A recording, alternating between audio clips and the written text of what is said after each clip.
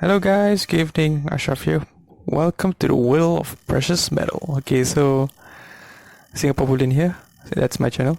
Okay, so I'm gonna be talking about this one more like a podcast kind of thing. No screen or anything like that. I will show any display. But yeah, I will be talking about gold and silver and other precious metal as well. So in Singapore concept, if you ask a lot of the youngsters around my age, I'm 29 this actually. So if you talk to them about gold and silver, they were like saying, gold and silver, is there even value into it? It's a bit sad actually that they are focused more on Bitcoin or stocks or things like that. So it's a bit sad that they don't know about the value of silver and gold. Okay, let's compare to the olden days. Olden days, they usually work at the mines or finding gold and silver or other kind of resources. So yeah, during back then it was like really they need to find money, and yeah, they would be like digging mines and all. So nowadays, who would be in the right mind, or who would even risk themselves just to go mining gold or silver or any precious metal?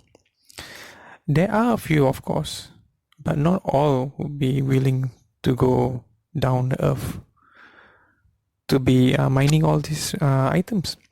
And basically, also, if you think about it, years have gone by.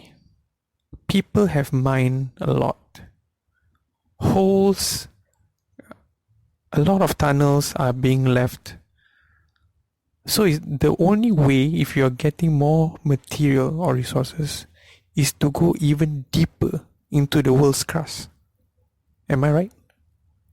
Because most of the outlying or the closer to the ground level is already been dug up by people of all around, anywhere in the world. The first few layers have already been digged out. It's almost close to zero materials left. So the only way is to go deeper. And when you go deeper, it gets much more dangerous. There's oxygen depletion. Getting help to the lower section is much more difficult. You need resources below, like water, food, to help the workers. You need ventilation to cool them down. It's getting hotter when you go closer to the world's crust, right?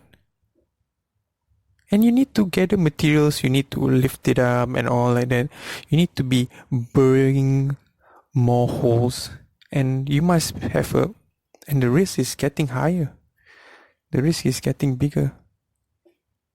Structure wise, need to be very well. News have been heard for years, miners getting stuck or cave in and collapse. Yeah, it's not an easy job, definitely. It's getting more difficult now. These metals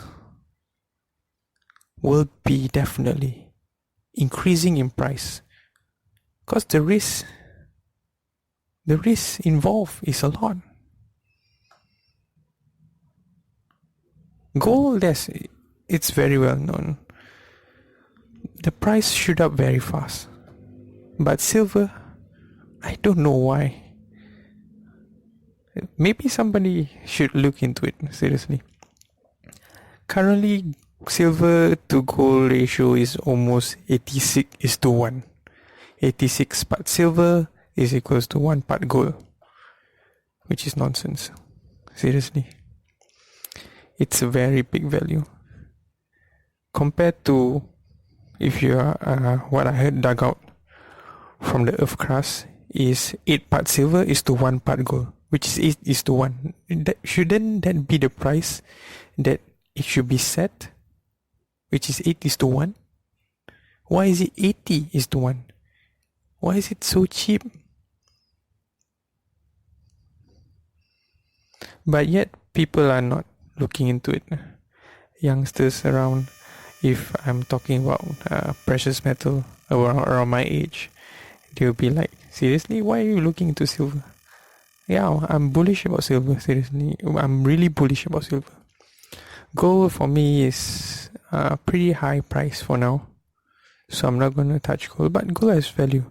Okay, it's very volatile, price wise. Yeah. So yeah, today podcast is like more on this. Okay.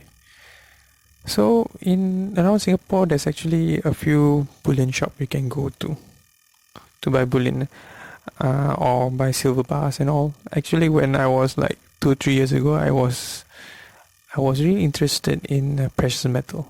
Only that I didn't know where to go to. But I asked my uncle, and my uncle also collects silver and gold and bullion stuff. So I asked him, and then he says to me, silver bullion, that's one of them, which is close to Paya Lebar. Then we have a Bullion Star. And I went to Gold Heart Bullion, which is also a good shop near Dhoby Ghaut Plaza Sing there. So there's a few shops to go to. We can buy bullion itself. They sell from normal bullion to numismatic and all, even bars as well. And you can ask the people, the sales, about gold and silver. They will be willing to help you out, and there's no worry about it. The good thing about Singapore market, Singapore market for precious metal, I will look into the charts and show you, but today is like more on a podcast.